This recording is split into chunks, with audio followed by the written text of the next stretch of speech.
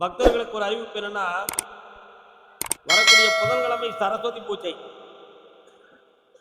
எல்லாரும் அது புரிந்தது.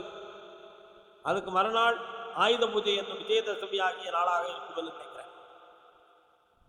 இப்போ நம்ம ஒரு பெரிய விஷயம் எப்படின்னா, புதன்கிழமை உத்தரவு வாங்கிறது, வியாழக்கிழமை சாமி சொல்றது, வெள்ளிக்கிழமை சாமி சொல்றது, ஞாயிற்றுக்கிழமை அன்னைக்கு நமக்கு யாகம் இருக்கு 5ஆம் தேதி.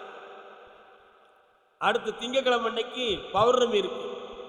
இந்த சூழ்நிலைகளை நம்ம பார்க்கும் பொழுது சரஸ்வதி பூஜையை எல்லாரும் கொண்டாடவும் செய்யணும்.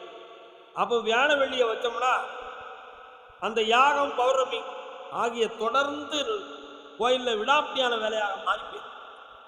அதனால எல்லா மக்களும் என்ன செய்யணும்னா, சரஸ்வதி பூஜையெல்லாம் கொண்டாடிட்டு நல்ல சாமி கும்பிட்டுட்டு இங்கிலீஷுக்கு 5ஆம் தேதி ஞாயிற்றுக்கிழமை யாக பூஜைக்கு எல்லாரும் கலந்துடணும். சரிண்ணா? 6ஆம் தேதி பௌர்ணமிக்கும் எல்லாரும் வந்துடணும்.